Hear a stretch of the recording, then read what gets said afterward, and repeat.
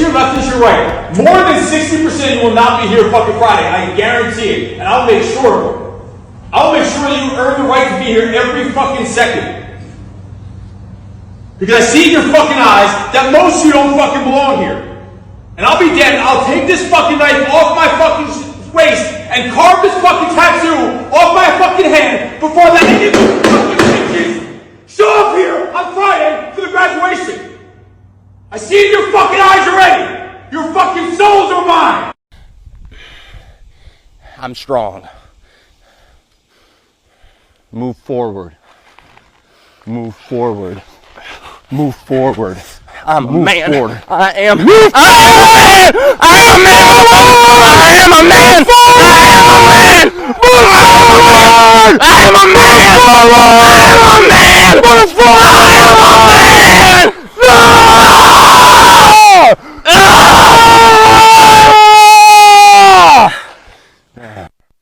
There. There. There. There. There.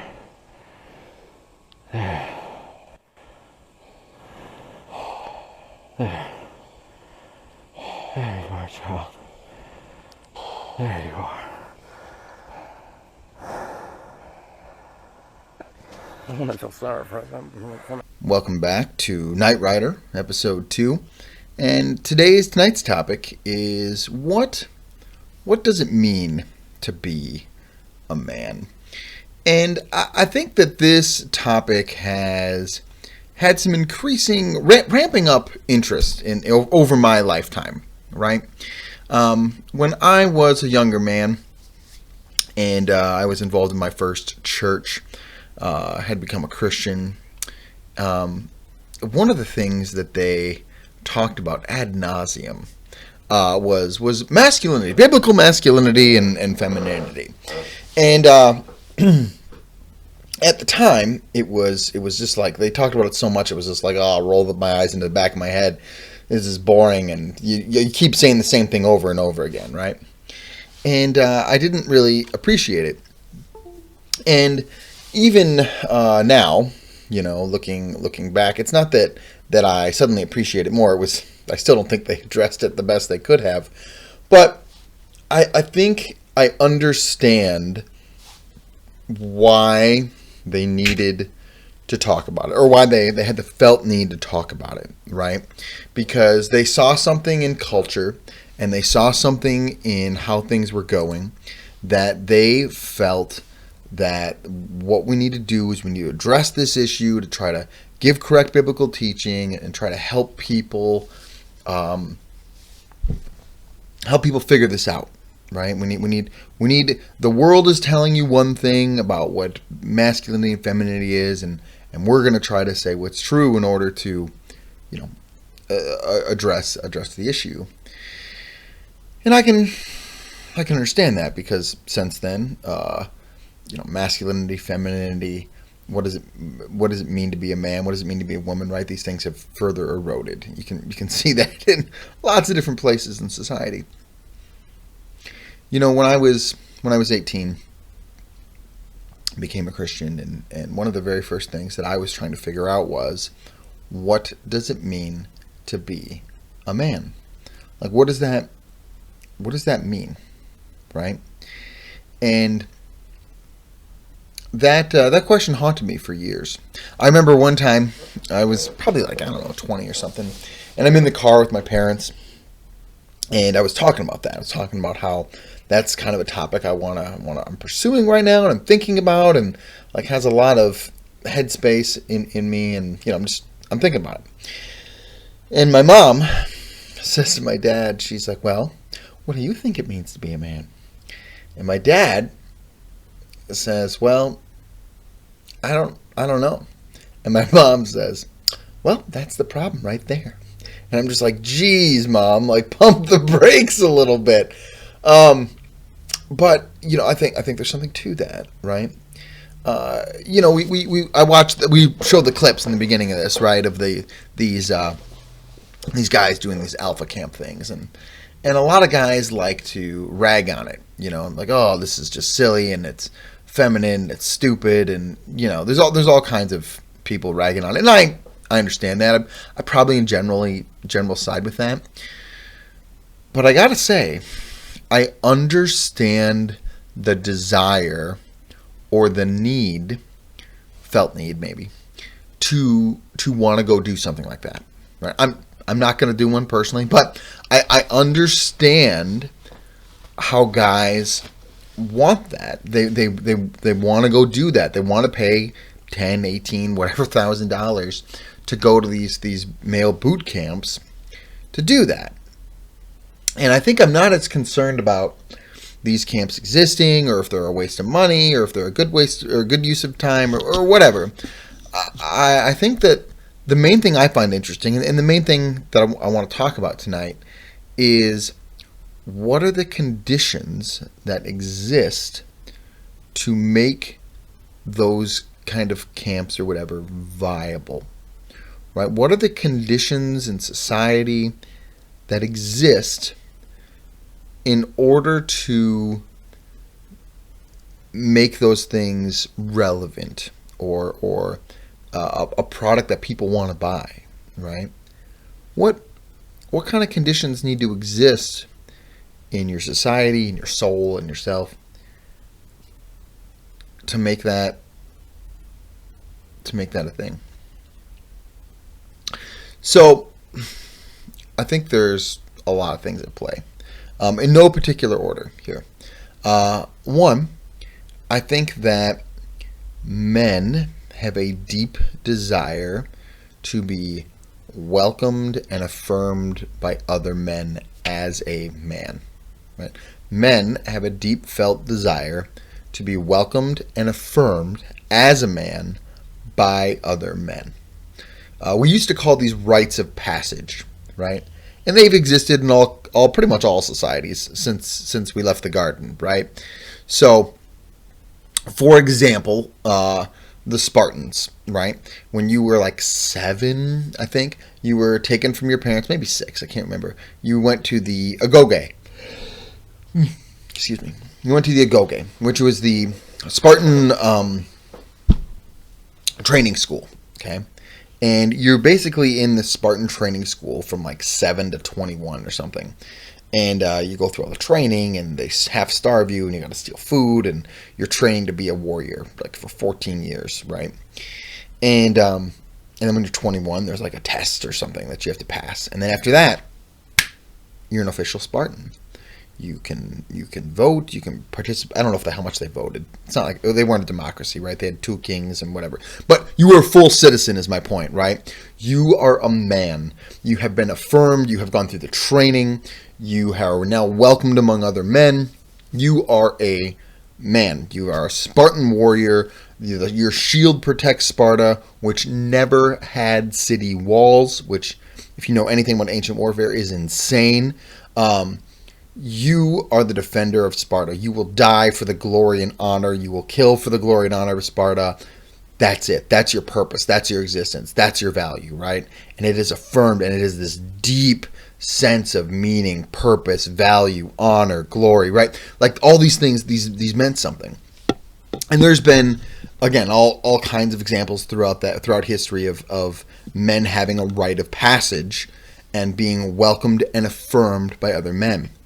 And in the last, at least, 100 years, maybe longer, probably longer, we haven't really had that in America, in the West in general. I don't think we've really had that.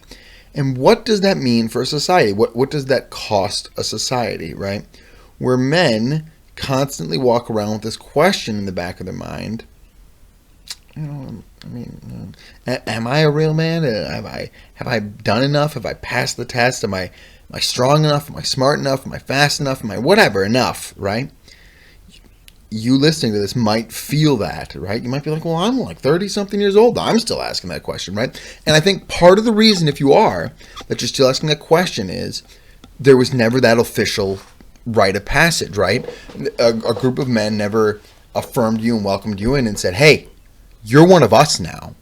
You have responsibilities, and you have honor, and you have value, and there are deeds of valor and glory to be won here. There are things that this means. There are privileges and rights that you have now attained in your new status as a man. You're one of us. You're with us. How many of us can say that that's ever happened, right? Now, some of you can say that that's happened because you were probably in the military, right?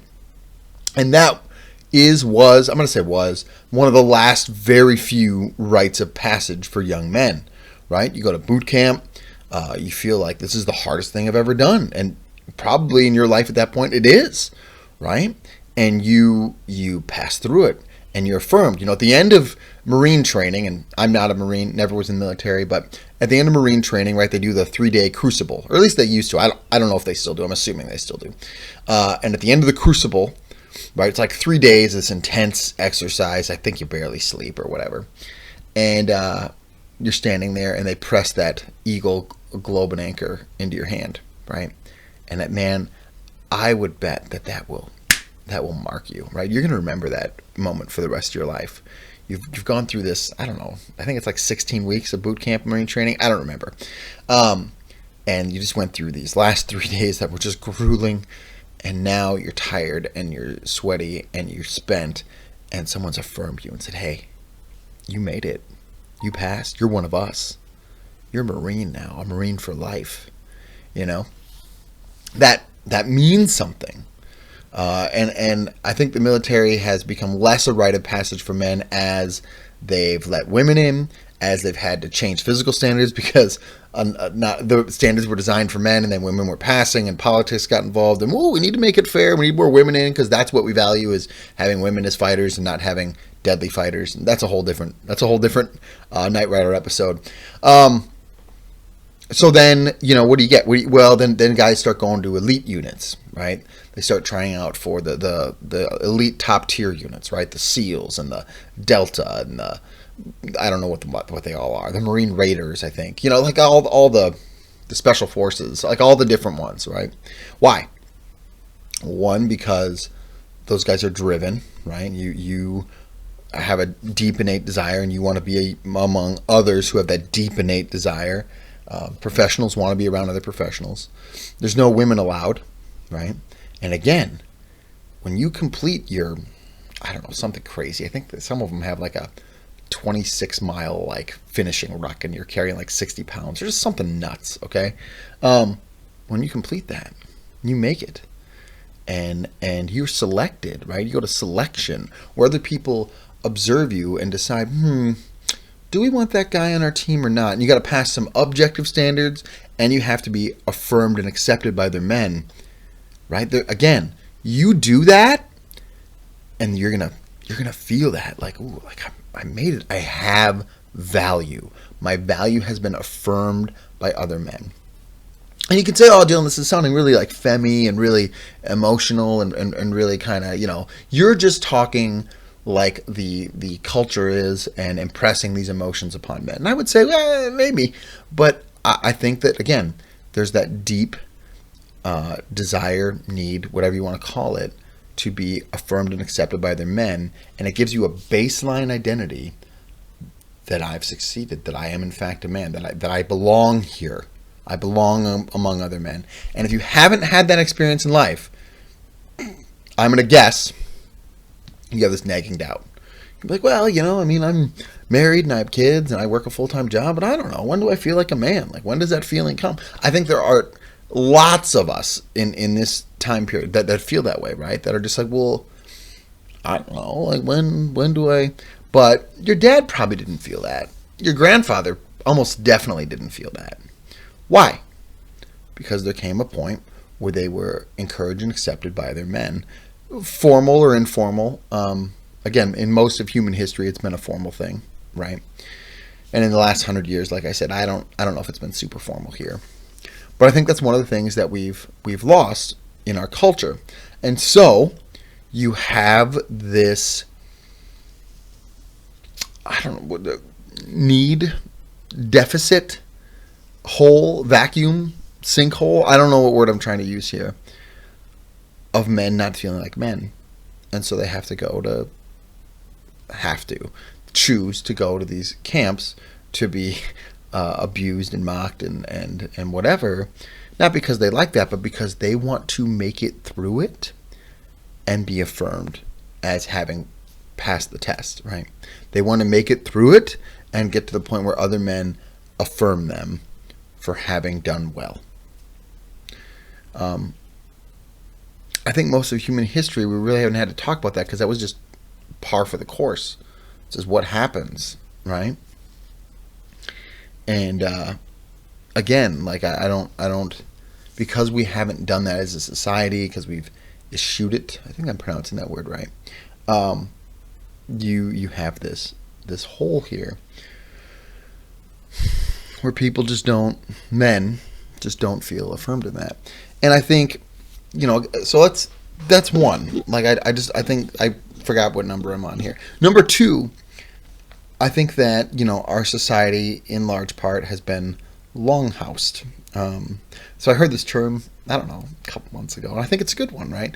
But it's a term for the women rule the roost, and it comes from the Viking longhouse, which is one common room where everyone can see everyone. And so the idea that the matriarch can see everyone and monitor everyone and correct everyone, right? And I think it's a good shorthand for a lot of things in society, right, that have been longhoused.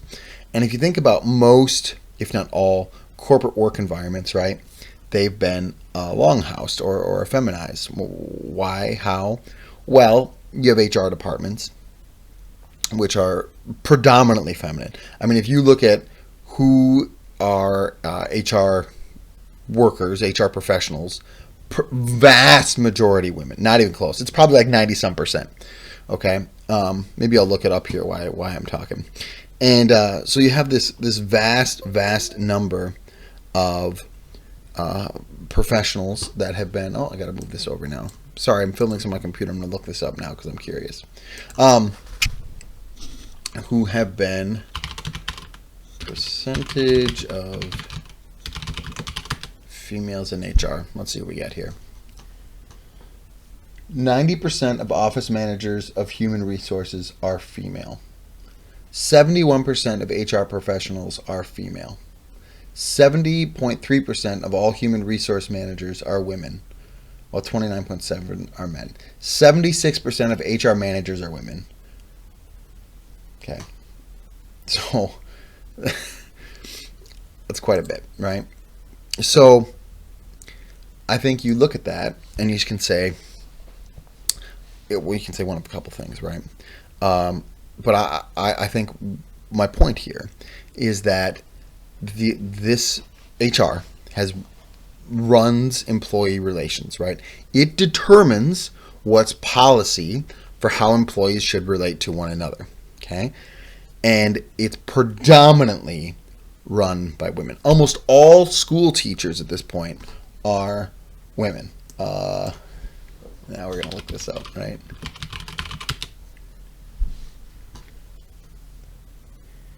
Let's see here. 77% of public school teachers were female and 23% were male in 2020 to 2021. Okay, so again, vast majority. Here's an article from The Atlantic. This is from February 20th, 2019, talking about the teaching is getting more and more female. Okay. It's too bright. I'm going to turn that off here.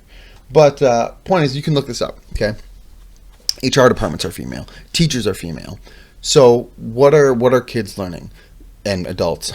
They're learning that in order to interact with one another, right, we have to talk about feelings and we have to accommodate everybody's particular emotional need in the moment. People need to feel psychologically safe, right? That's not how men interact, right? You put a group of guys together, they're going to make jokes, they're going to make fun of each other, right? They're going to get a little rowdy, they're going to maybe take some shots at each other, and most of it's in good fun most of the time, and then they're going to move on and do whatever it is they need to do, right? They're not going to sit around and talk about psychological safety. Now, I mean, are there exceptions? Yeah, of course. And I would argue those men have been feminized, are now effeminate. But most men, the way they interact is through making jokes that are semi-crass and hanging out and doing stuff, putting their hand to the plow and doing stuff, right? That's how men typically interact. And when HR gets in there and they're going to police it, and well, we can't say that, George, because that could offend someone. And when you have that kind of soft tyranny about your interactions with other human beings, you're either trained to interact in a certain way or you're called out, right? And that's what HR departments have done. They've retrained how people are allowed to interact in the work environment. And so if you're a girl and naturally you're going to interact in a feminine way, as you should because you're a girl, then you're going to be at home with that, because this is the feminine interaction cycle is the norm. That's what's been normalized and the only one that's considered acceptable. And male interaction patterns are demonized as abusive or harsh or just not polite, and that's just not what we do here, right? We don't interact that way here. That's considered grotesque. Well, then again, so you have men who are growing up who are taught by women, who are ruled by women at work, who were never accepted by men, and you wonder, well, why do these guys need to go to alpha boot camp to feel like men? Right? I mean, think this through. So, I think that as a society, and this isn't even getting into the whole like trans to homosexuality thing, which is another mess. This isn't even getting into that, right? This is just simply, if we just talk about men and how they were raised and how they're taught. For example, right? When I was a kid, I bet you had probably have a similar experience when you were a kid. My mom told me that I should never get in a fight ever, right? That getting in a fight was always wrong. And I look back on that now, and I think, well, my dad should have said, hold on here, honey. No, son, if someone picks on you, break their nose, right? Maybe not really break their nose, but punch them in the nose, right? Like, get in that fist fight. I'll come to school. We'll figure that out, right? That's what I've told my son. Right? You just go ahead and solve it, and I'll gladly have that discussion. So, again, we told people, well, like this is another great example. The anti-bullying campaigns, right? Well, bullying is a problem. We need to stop bullying. And what was their solution to stop bullying? Well, it was to have the government, go tell your teacher, don't solve it yourself, have someone else talk about it. We can reason this out. And the bully probably comes from a broken home, and they have a hard time too. And so, well, the bully needs is more love, and we just need to care for them.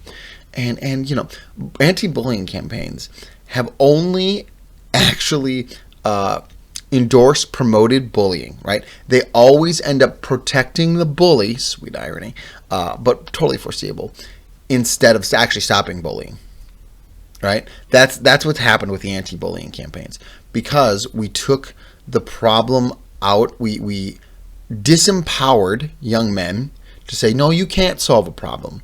You can't figure this out yourself. You're not allowed to. You're not equipped to. You're not strong enough. You're not smart enough. You're not valuable enough. You have no worth. You need to go get someone else to fix your problem. And that's what we've done to generations of young men, right? Is told them, you can't solve this. You're not allowed to. That's above your pay grade. Go ask an adult for help, right? Rather than telling young men, figure it out. He's picking on you. Well, the only one that can fix that, George, is you. You got to go fix it. Now, I'm for you, I'm on your team, but unless you tell him no and you fight him, you might lose. That really doesn't matter. What matters is that you go tell him no and he knows you're not going to take it anymore. Figure it out, right? That's confidence building. It's scary, right? George is going to have a scary day, but when he goes through it, at the end, he's going to say, okay, I mean, I'm still here. Everything's still attached. Nothing's probably broken. I got some bruises, but that wasn't so bad. And I told him no. And I learned bravery, and I learned some confidence, and I learned that respecting myself and not letting someone walk all over me is an important deal and valuable, right? Like, there are life lessons to be learned there. And we've totally taken this out, right? We've removed that. And now this isn't, look, violence in school these days is a totally different ballgame for totally different reasons that we're not even going to get into on this episode here. That's a different issue. What I'm talking about right now, the only thing, small microcosm, is we've disempowered young men in every sphere of life. And then, like I said, we're surprised when they want to go somewhere to feel empowered, to feel that acceptance from other men. Where else would they get it? I mean, honest to God, answer me that. Where else are you going to get that? Unless you're lucky and you happen to stumble into a crew of guys who are like doing Minuteman stuff or whatever, and none of them are federal agents, and they're out there training and working hard and lifting and thinking and reading and being bros, and they say, we want you here. We need you. We want you to train with us. We want you to fight with us. We want you to think with us. We want you to, be one of us. You're one of us now. And man, like, that's just a super small percentage of people who get that. Like, exceedingly small. I don't know how to calculate those numbers, but really small. This is also why gangs are so effective, right? Like inner city, illegal, horrible gangs. Because they give that affirmation. They give empowerment and they give affirmation, right? You want to be a man? Well, you just need to do this robbery or commit this crime. We're going to beat you in, right? Blood in, blood out. Why is that so effective? Because it takes that man, and for the first time in his life, it gives him power, meaning, and value, right? It gives him power, meaning, and value. He's somebody now. He's been accepted by guys he looks up to now, right? That's one of the reasons gangs are so effective at recruitment, is because they give that feeling, right? And so I think as a society, because we've completely forfeited building young men, everything else collapses, right? Now, a lot of it's interconnected and interrelated, and again, there are a bunch of different issues at play here. But what I am saying is, when we forfeit that, we've forfeited quite a bit, right? We have generations, I'm going to go with plural, of men walking around that don't know what it is. They don't ever have felt called to something. And then, like I said, we wonder, well, what is wrong with young men today? Well, they were never affirmed. They were never trained. They were never empowered. They were never told, valor, honor, victory. You can say, oh, those are such hollow words. This is the Middle Ages. The words have been corrupted to do all kinds of horrible things. Okay, I mean, yes, they have been corrupted at points, but nihilism and postmodern scoffing at ideas that carry value beyond the physical and beyond you, right? If you just scoff at that, well, again, why should you be surprised when no one has any honor? If we laugh at the concept and then we're shocked when kids are knifing each other in schools and there's gang beatings and there's all kinds of horrible problems in the world. Oh, there's chivalry. Why aren't men giving up their seats for women on the buses anymore? Right? We're going to ask this question now after we've just gone through the last 26 minutes of me talking about this. We're going to be like, wow, men should really hold doors open for women. Their whole life they've been trained not to. Their whole life they've been trained to just shut up and sitting still in a chair for 8 hours a day at school, which, by the way, no young boy can successfully do. So then when that doesn't work, then we start giving them drugs, right? Well, they must have ADHD. That must be the problem. Or they're just 8. And they just need to fight and wrestle. When I was a kid, again, we were always told, don't fight in the playground. Even when we were like play wrestling, goofing off, just being physical. Don't do that. Someone could get hurt, right? Don't do anything dangerous. Someone could get hurt, right? They removed all danger from childhood. Don't do that. Someone could get hurt. It was always about safety. We gotta be safe. Well, you're going to run at a brisk walk, or excuse me, you're going to briskly walk down the sidewalk. You should wear a helmet. You want to be safe, right? That was the thing, right? And again, if you have no danger, no risk, how are you preparing these young men to grow into men? And then ask them to step into danger. Oh, the young generation today couldn't. I remember being a teenager, And it was like, could the teenagers of today storm the beaches at D-Day, June 6th, 1944? Could they do that? Could they take it from the Germans? Oh, of course not. This generation is so wimpy. And it's like, well, whose fault is that? Right? Who raised that generation to think of all danger as inherently bad, as something we should always avoid? Right? Well, if you raise groups of men to always believe all danger is bad, that they don't have the power, that they're not good enough, that they're not strong enough, and that they'll get hurt the instant they do something outside the lines that have been pre-established for them to go in. Again, why are we surprised? Why are we surprised collectively as a society, right? We dug our own grave. So, I think as we go into the next phase, whatever that happens to be, okay, in Minecraft, and whatever society is going to be 50 years from now, as you start thinking about planting those seeds for what society should be 50 years from now, start thinking about, we need to bring back rites of passage. We need to have things where young men feel empowered and affirmed in a healthy way. That energy, that angst, that drive, that desire, that violence is channeled into appropriate means, right? It's one of the reasons my son does jiu-jitsu, right? Because jiu-jitsu is the best sport. I mean, yeah, I probably believe that, and it's good. But one, I tell him all the time, buddy, you can do this for the rest of your life. Like, when you're 75, you can still roll in the mat, and that's cool. So no wasted time there, right? And two, I want you to be dangerous. I want you to be a dangerous man, right? Like, that's something I'm actively telling my son. These are important things, buddy. You need to be dangerous. That's one of your responsibilities. That doesn't mean you're going to be a callous, violent brute, but it does mean that you're dangerous. And that's important. That's important.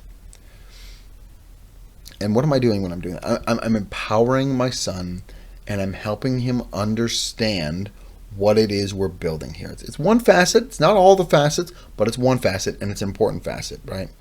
I'm not going to tell my son a lot, hey, don't do that, that's dangerous, right? We're going to try to do dangerous stuff, right? We're going to climb trees, and I don't know. He might fall and break his arm. That would suck. But you know what?